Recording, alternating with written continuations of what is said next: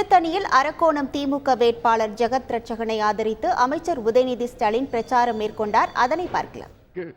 சிலர் சொல்லுவாங்க, எங்க பக்கத்து வீட்டுக்காரங்க வந்திருக்கு, எனக்கு வரல, எனக்கு வந்திருக்கு, பக்கத்து வீட்டுக்காரங்க வரல, வருது. ஆனா நான் இப்ப சொல்றேம்மா, இது மிகப்பெரிய திட்டம். இதை ரொம்ப குறுகிய காலத்தில் செயல்படுத்த முடியாது. செப்டம்பர் மாசம் தான் அறிமுகப்படுத்தினார். இப்போ விண்ணப்பிச்சவங்களே 1,60,00,000 பேர் தான். இதுல 1,16,00,000 பேருக்கு கொடுத்தாச்சு.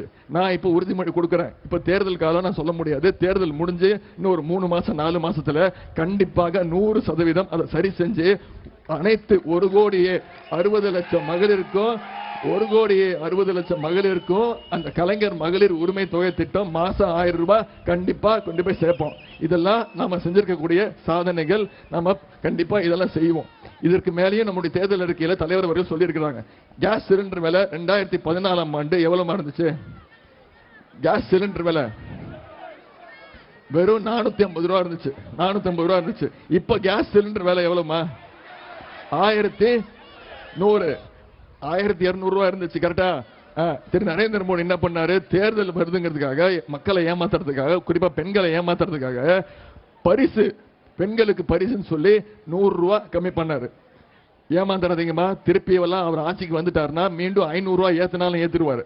ஆனா நம்முடைய தலைவர் தேர்தல் அறிக்கையில சொல்லியிருக்கிறாரு, இந்தியா கூட்டணி ஆட்சிக்கு வந்துச்சுன்னா அனைவருக்கும் கேஸ் சிலிண்டர் வெறும் 500 ரூபாய்.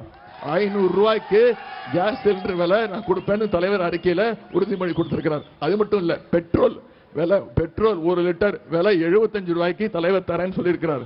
அதே போல டீசல் விலை 65 ரூபாய், லிட்டருக்கு 65 ரூபாய்க்கு தருவேன்னு தலைவர் உறுதிமொழி கொடுத்திருக்கிறார்.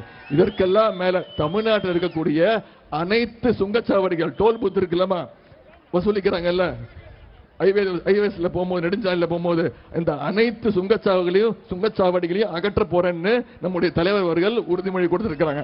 இதெல்லாம் நம்முடைய தலைவர் செய்வார் என்ற நம்பிக்கை உங்களுக்கு இருக்கா? நிச்சயமா செய்வார் நம்பிக்கை இருக்கா?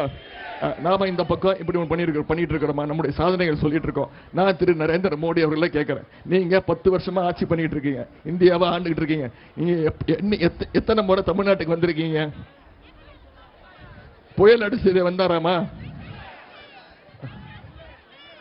புயல் அடிச்சு, மிக்ஜாம் புயல் அடிச்சது சென்னை, காஞ்சிபுரம், திருவள்ளூர், தூத்துக்குடி, திருநெல்வேலி மாவட்டம் எல்லாம் மழையில மூழ்கிடுச்சு. கிட்டத்தட்ட 1 வருஷம் பெய்ய வேண்டிய மழை ஒரே நாள்ல பெஞ்சது மிக்ஜாம் புயல். அப்ப எட்டி பார்த்தாராமா?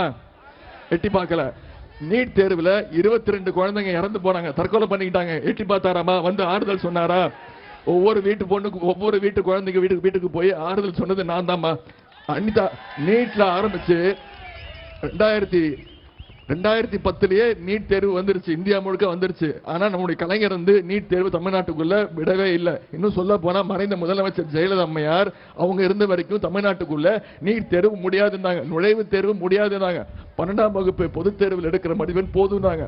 முதல் தற்கொலை அரியலூர் மாவட்டத்தில் அனிதான்ற பொண்ணு 1200க்கு 1176 மார்க் வாங்கிச்சு. அந்த பொண்ணு சுப்ரீம் கோர்ட், உச்ச நீதிமன்றம் வரைக்கும் போய் போராடி பார்த்துச்சு அந்த பொண்ணு. ஆனா கடைசியில அந்த பொண்ணு தற்கொலை பண்ணிக்கிச்சு, மருத்துவர் ஆக முடியலன்னு. அனிதாவோட நிக்கலமா.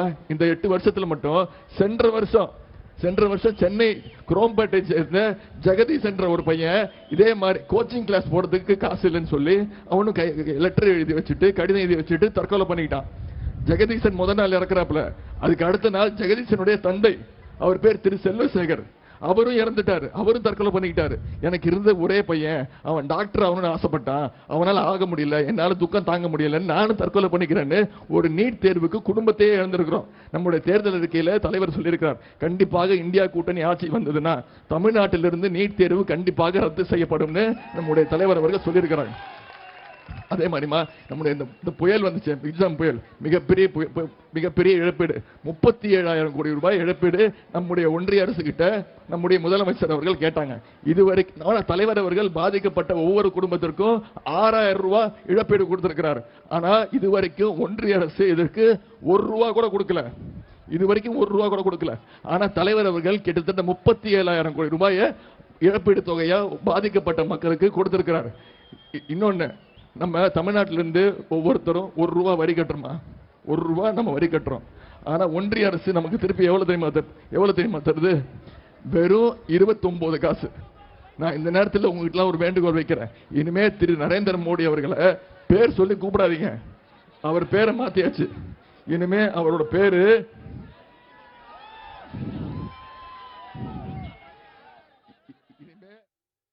திருத்தணியில் திமுக வேட்பாளரை ஆதரித்து அமைச்சர் உதயநிதி ஸ்டாலின் பிரச்சாரம் மேற்கொண்ட காட்சிகளை நாம் பார்த்தோம்.